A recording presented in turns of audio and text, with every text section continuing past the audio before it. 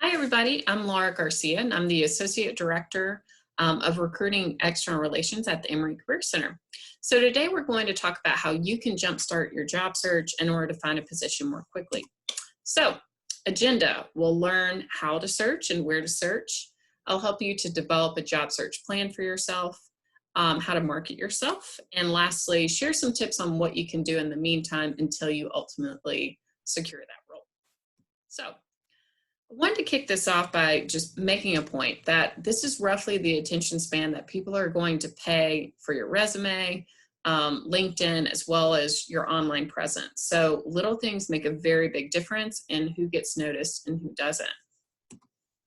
So when it comes to searching, the first place you want to think about reaching out to is the people that are already in your network. So thinking about friends, family, professors, previous supervisors. The number one way that people report each year that they find a position is through their networking connections that they make. And just know that you can always start building a network. It's not just for those that are already well connected. And we'll talk about how you can do that. But Handshake, Career Shift is also very helpful. You can access Career Shift through Handshake. All you have to do is click Career Center at the top bar. In the drop-down menu, you'll see something that says resources. You open it up, and that's where you find Career Shift. Career Shift is particularly useful for those people that are doing a geographic job search because it pulls from multiple areas to source jobs for you. Note that Handshake is curated, so only Emory students can access our Handshake site. So it's an excellent way to get noticed by employers. Another great way to find job opportunities are through targeted job boards that are related to your field or industry. So for example, if you wanted to work in higher education, you could go to higheredjobs.com. Company websites, of course, and make sure that you're bookmarking them, all of those of your top employers. And also you can look on larger job boards like indeed.com. But note that you have a higher likelihood of success by doing the things I mentioned earlier, networking, and Handshake. Typically, you could also go to career fairs, other networking events, and conferences. Now, I know that might not be an option for everybody, so online networking is the way to go at this point in time. So make sure before you get started that you've developed some sort of plan. You don't want to just randomly shoot out applications without clearly taking the time to reflect on who you are, your values, your needs, and your wants in this future job. So, for example, your goal may be to work for an organization focused on women's rights. You may want to live in Atlanta. However, there may not be job opportunities in Atlanta. You may have to, be a little bit more geographically flexible if that is your top goal. You may also need to find a position making $35,000 or more in order to, again, just make ends meet, pay your rent, all of that. Note that, Atlanta, a $35,000 a year job won't get you as far as, say, Athens, Georgia. That's a little bit less populated. So be realistic and set those priorities. Make sure, again, that you understand what you're applying for and what you're working towards. And I would strongly encourage everybody to develop a backup plan. So you may want, all of the, to live in New York. You may want to work in this particular industry. But if they're not hiring right now, you may need to shift gears. The great thing is, if you target fast-growing industries right now, like logistics or healthcare, and you want to work in finance, for example, you could still work in a financial role, just in a different industry for now, gain some experience, and as soon as the economy gets rolling and hiring more again, then you can always shift back.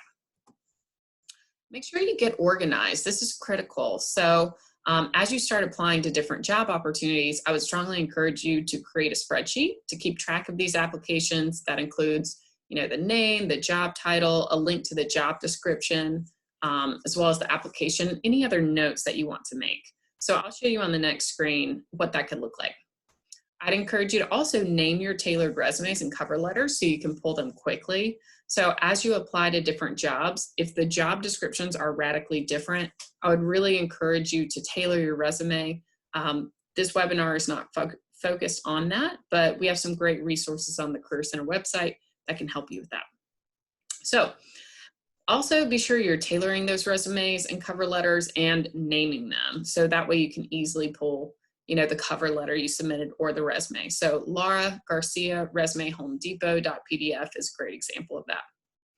Make sure that you're noting when the application closes if it's listed. Some companies won't list that for you. Be sure to follow up 1 to 2 weeks after the position closes if you haven't heard whether or not you're being considered for the opportunity. Do make sure that you're keeping track of any responses, any other actions that happen as a result of your job search. And lastly, start prepping for those interviews because you never know how quickly you might get a call. And there are some employers that will say, oh, I saw your resume or your application. I'd love to interview you. Can you talk to me tomorrow or, in a short period of time? So I would encourage you to connect with your career counselor to start mock interviews and preparing before you think you need it. All right, so here's an example of a job search spreadsheet. So you can see, they got company name, they color-coded industry, so advertising and marketing, that's an easy way to filter. But also, what I really liked about this is, they included the website, they included that job description, they even included contacts, so networking connections that they have within that organization. They may be able to give you insight into that particular organization or also help you to, get noticed and get your foot in the door. So check over that and start organizing your own spreadsheet. Next, you need to make sure that you're marketing yourself appropriately as well as networking. So got a great resume guide on the website. So if you go to career.emory.edu, just scroll down, you'll see a button where you can click it and it'll take you right there. Make sure your online profiles are appropriate and private if they're personal. So many of you all likely have an Instagram account. I would encourage you, if there's any content on there that you would not like employers to see, go ahead and make your content private. So also, I encourage you to start networking with Emory alumni and contacts you already have. So family, friends, high school, community service, any sort of involvement perhaps that you had at Emory or before Emory. Main reason being, it's important to let your network know that you're job searching and give them an idea of the types of things you're looking for. So if that's, a marketing internship, be sure to share that and ask for any advice or leads. And you can also ask your close contacts to keep a lookout if they hear of a marketing internship that opens up. So I wanted to show you an example of resumes. Again, this isn't a resume writing presentation, but if you look at the resume on the right versus the resume on the left, the person on the right is far more likely to actually get selected because it's a balanced resume, they've got more information, and just the initial impression by most employers I've talked to about these resumes, the one on the right is more likely to get selected. All right, so LinkedIn, this is the #1 site that you need to be using in your job search. So I'm not gonna go through creating a profile because you can basically build it by uploading a resume and it'll fill it out pretty well. But I would encourage you to make sure to get skill endorsements, recommendations. Those are great ways for you to get noticed. Also include examples of your work, join groups, and be sure that you have a professional picture. So this shouldn't be a picture where you cropped out somebody else or perhaps, used a prom photo. So be sure it's just a nice headshot where you're either wearing a polo, a suit. It really just depends on your industry. But again, just make sure it's professional. So here I wanted to show a great example of a student profile and just wanted to highlight a couple of things that I think will really help you as you network. Again, networking is the #1 way that people find jobs and internships. So it's critical for you to be on here and also presenting yourself well, because I'm going to give you a couple of tips on how you can use this to reach out to Emory alums and other contacts. So Zaina did a great job of customizing her title at the top of her profile. So instead of just saying student at Emory University, she included that she's a researcher at the Rollins School of Public Health. In the About section, she explained, where she's at in her college career and also her passions. So, she talked about how she works in the Career Center as a career ambassador.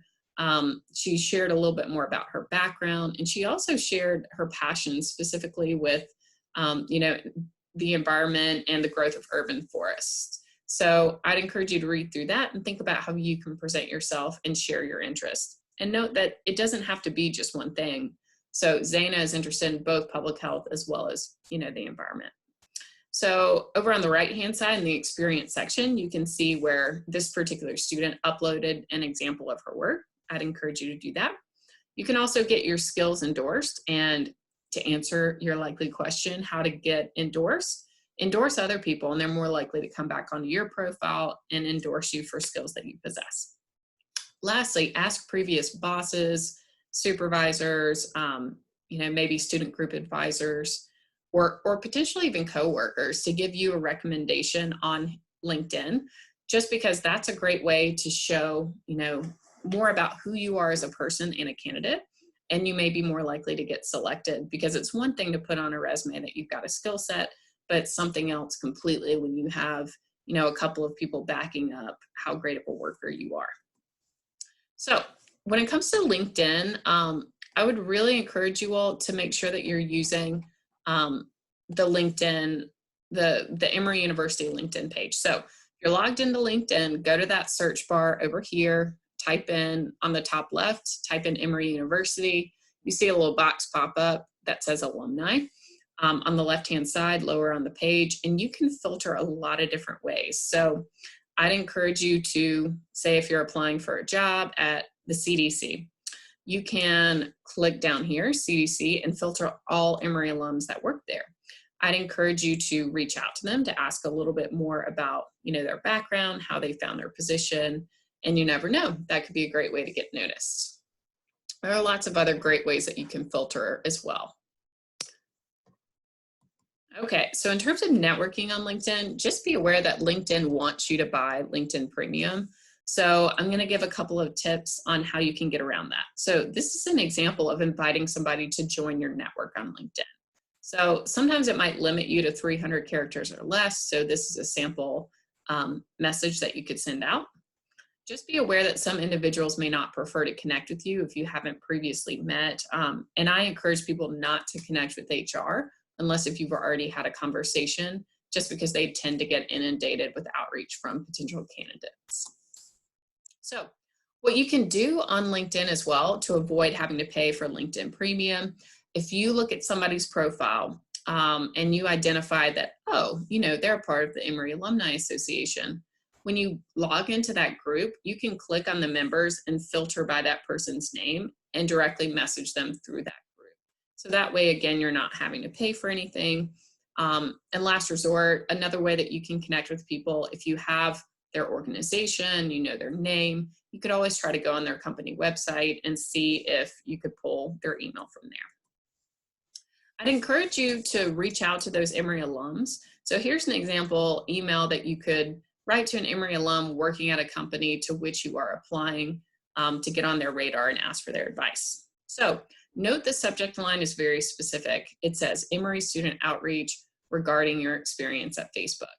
If you're connecting to an Emory alum, Emory should be in the subject line somewhere in your email message.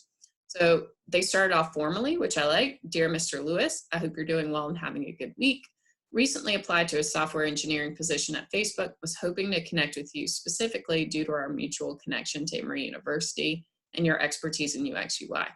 Your background leading up to Facebook is particularly interesting, as I noticed you previously worked at VMware and in roles outside of UX UI. I'd love to learn more about your career path as well as get your perspective on Facebook's culture. Would you be willing to speak with me 15 to 20 minutes so I may learn more about your experience? Thank you in advance if you have the time.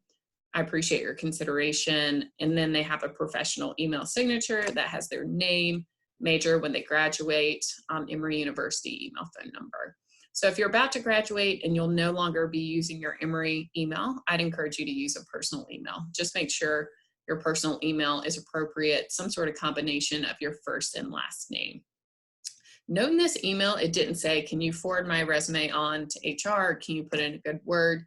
Until you build a relationship with someone, that's not appropriate for you to ask. But it is a great idea to reach out to people working at your organizations of interest so you can learn a little bit more about the organization, get some insight. So that way, if you get into the interview process, you may have even stronger answers to the interview questions because you better understand the company and the culture.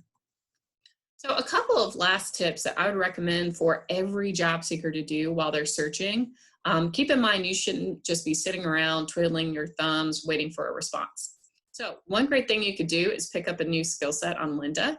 It's free for all Emory students. Just Google Emory Lynda, that's Lynda, and you can gain different technical, lab, and other skill sets through that. So if you wanted to gain something broadly like leadership or management skills, you can go through a course there. Or if you want to pick up a technical skill like Java, there are programs that'll walk you through it.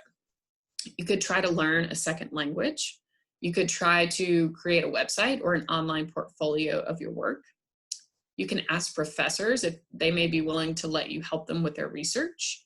You could also create a project for yourself. So I did a panel once called Careers in Hollywood, and we had a variety of different entertainment professionals sit on it. And a student asked, what can I do to be a filmmaker? What can I do to end up, producing a great film? And the response back from the participant was, make a film. If you want to be a filmmaker, you've got to make your own film. And that's a way to start showing your potential and what you can do. So get creative and think about projects you could even create for yourself. You could volunteer virtually in the community right now. So you can manage a website, social media for a local organization, perhaps sample communications or marketing. And lastly, I think it's always great to conduct informational interviews with alums, so that way you can start building relationships for, when opportunities may open up in the future. So last couple of tips I'd recommend, use Emory Connects and Handshake to identify opportunities and to network. These are curated specifically for Emory students. If you're not quite sure where to find Emory Connects, again, just do a quick Google, it'll pop right up. Make sure that you continue to craft professional communications and ask for feedback, and I'd encourage you to ask for feedback early, so that way you don't miss out on potential opportunities because maybe you had a typo or some other grammatical errors that a career counselor can help you with. And again, start building professional connections now. Don't wait to build those relationships. They can really help you down the road. So again, hi, I'm Laura Garcia.